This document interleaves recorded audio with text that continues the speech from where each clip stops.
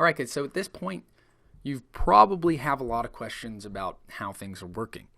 And specifically, if I want to specify a color, it seems a little bit counterproductive that I have to do div style every time, right? Especially, what if I have multiple different elements that are going to be the same color, or they're going to maintain the same style? So I'm going to introduce you guys to the ID into the class. So let's go ahead and delete the content that we've created this far and go over what we can do with IDs in class. So let's start with an ID, and we can pretty much assign an ID to any of our tags. So if I wanted to do a div, and usually we'll see IDs as divs, I would do div ID equals, and then I would give this div a name. So let's assume that I wanted this div to encompass a specific section. Maybe it's my navigation. So assume we have a bar or an invisible box that we want to hold our navigation. Well, we would call this navigation. And we would want to be very specific, because the difference between an ID and what we're going to discuss in a few moments, a class, is that an ID only exists once. So if we're not going to have any more navigation, then we're just going to use an ID. And we may want to call this, to be as specific as possible, main navigation, because we could have some sort of menu in our footer where we may call it footer navigation. So what we'll do is we'll create this div called div ID main navigation, and obviously we can then add whatever content we want in this. So perhaps we'll write, or maybe since it's navigation, we'll create a list. Let's do an unordered list, and let's go ahead and then add our list elements. So I'm going to do just home. Let's do about, maybe this is a typical website, and then we'll do another list item, and let's just do contact. So nothing really has changed, but instead of constantly trying to change all the different styles within this, what we can do is we can now actually apply our styles, and we'll go over all of this. I promise. I know I keep saying CSS, but we will get into it. We can actually apply styles to our IDs and our classes. So that's an example of an ID. Now, if I wanted to, I could then go ahead and start styling this. Again, just follow along with what I'm doing. We will get into all the CSS in a little bit, and it will get fun from there, I promise. But let's go ahead, and we're just going to add a tag here in our header section below the title. And we're just going to call this style. This will be a style tag. And then I'm going to move that down. And inside here, we are going to assign our main navigation. So traditionally, a ID will have a pound sign in front of it, or a hashtag in front of it. So we would do a hashtag main navigation, which is the exact way it's spelled as our div ID. So you can think of it this way. We're assigning this div an ID. So we're giving it essentially a name for its identification. So we can go into our CSS and we can refer to it and give it multiple different styles.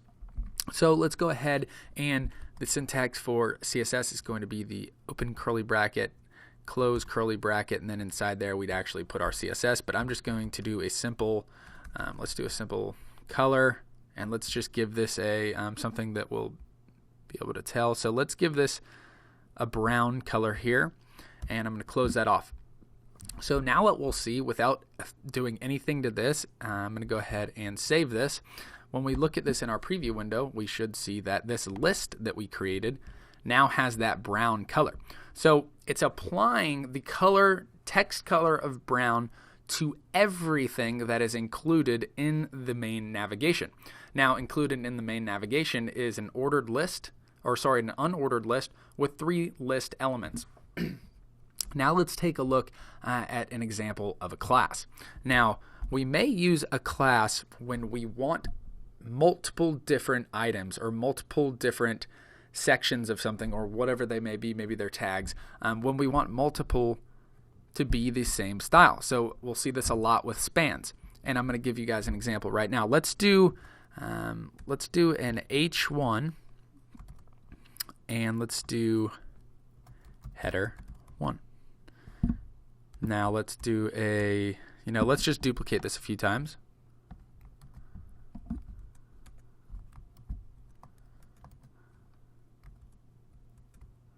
All right, so we have 4 header 1s. Now I want to let's do another H1, but I want this to be a header green. All right, so let's go ahead really quickly. I'm going to save this and let's take a look at what this looks like. And as we can guess, we have multiple different header 1s and they all have the same exact styles. Well, let's take a look at what happens if we were to style an H1. And once again, you guys don't have to know what I'm doing, just follow along. So I'm going to do H1 and I'm going to then go ahead and give this a style. And let's give this a color of, this time let's do just aqua. Just to keep it simple. Save that, and now let's take a look. Okay, so all our headers are the same color. Well, I want all my header 1s to maintain the exact same style, but I want my header green to be green. I want these to be different. Well, it may be a good idea if we're going to have multiple header greens. So if we're going to have, several of these, maybe I want to use them throughout my website. I'm going to have multiple header greens. Well, we may as well make this a class, right? So what we can do is we can create a class here, and I'm just going to create an H1 class, and I'm going to give this the name of, let's just do header 1. Okay, and now what we would do is, as opposed to just using H1 and styling each one of these individually, we could just use our H1 class for all the H1 classes, or for all the examples that we want to use H1, and I'm just going to do this. Let's do that. And then let's give our H1 header green a H1 class of header green. And we, of course, are going to do the same thing here. So let's just take this and apply it to our other 2. Oops, I accidentally copied that.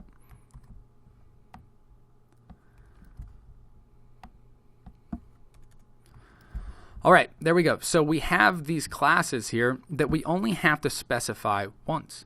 So what I'm going to do is I'm going to go up into our styles again, and I'm just going to create a class this time. Now a class is going to be noted not with a pound sign or with a hashtag, but this is going to start with a period. So period header 1, and then I can go ahead and assign classes to our header 1. So we can do a couple different things. Let's just stick with giving it a color here. I'm going to do let's do a color, and I'm going to give it a color of blue violet. And we could also, let's do text decoration. And I'm going to give this an overline just so we can see the difference here. All right. And for our other one, so let's just copy this, paste another one below it. And this is going to be our header green. So let's just change this to green.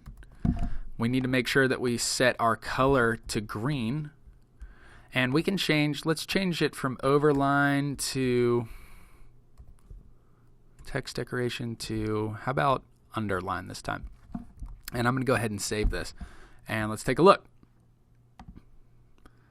All right, there we go. So we have these styles being applied to multiple different sections, and we can just rename them with classes. So we don't have to go in and provide individual style for each one. We can, of course, just give it a class name and then specify what we want that class to be like. Now, obviously, this ties directly into CSS, but it's important that you understand what an ID is and what a class is. Now, a class is going to be used when you have several specific items that need to be styled in the same way, so you may be using them over and over again. An example being maybe you have a specific type of paragraph text that you want to use throughout your entire website. Maybe you want to adjust specific styles on that. You'll use a class. Now, if you have just one logo or one div that contains your logo, and that's going to be in the top left, you would use an ID.